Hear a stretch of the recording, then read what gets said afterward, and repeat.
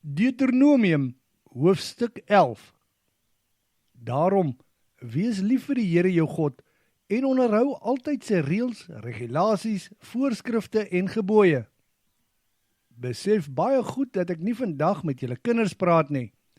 Hulle het nie die Here julle God leer ken of die dinge ervaar en gesien wat julle het nie.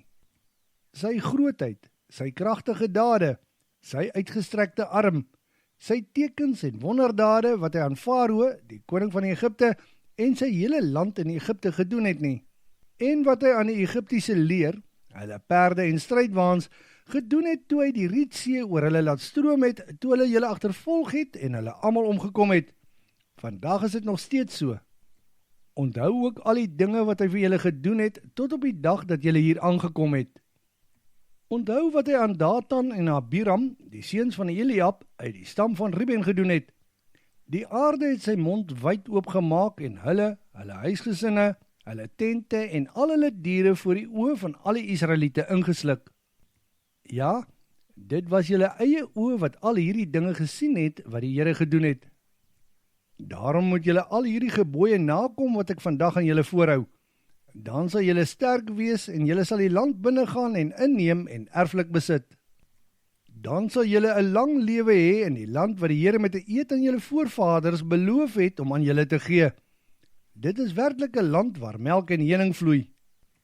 Die land waarin julle op pad is om in te neem, is glad nie soos Egipte waar julle vandaan kom nie. Daar het julle saad gesaai en dit dan met die voet in lyfvore nat gelei, soos mens met 'n groentetuin doen. Nee, hierdie land wat julle gaan inneem met berge en valleie en word die reën uit die hemel nat gemaak. Die Here jou God sorg vir hierdie land. Van die begin van die jaar tot aan die einde van die jaar hou hy 'n wakende oog daaroor. Luister dus baie goed na die gebooie wat ek vandag aan julle voorhou. Julle moet die Here julle God lief hê en hom met julle hele hart en siel dien. Dan sal ek julle die vroeë en die laat reëns op hulle tyd gee in die land, en jy sal jou koring, mos en olyfolie insamel. Ek sal aan jou diere veiding verskaf in die veld, en jy self sal ook oorgenoeg hê om te eet. Julle moet baie versigtig wees om nie deur julle harte verlei te word en dan agter ander gode aan te loop en hulle te aanbid en dien nie. Want dan sal die Here baie kwaad vir julle word. Hy sal die hemel toesluit en daar sal geen reën op die aarde val nie. Julle lande sal geen oes te lewer nie, en julle sal baie gou uit die land wat die Here aan julle gee, wegsterf. Dra hierdie woorde van die Here in julle harte en op julle lippe. Om jou hand moet jy dit bind as 'n teken, en tussen jou oë moet jy dit dra met 'n voorhoofsband. Aan jou kinders moet jy dit leer, en jy moet daarvan praat in jou huis, langs die pad, as jy gaan lê, en wanneer jy opstaan.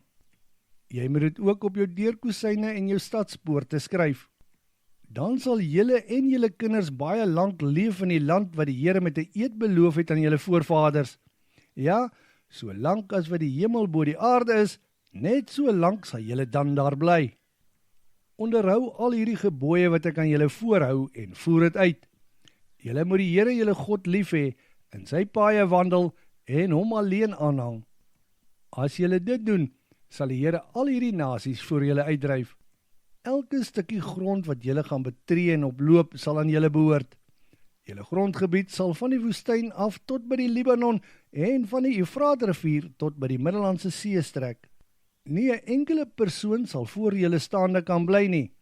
Soos die Here julle God beloof het, sal hy julle vreesbevange maak in al die gebiede van die land wat julle gaan inneem.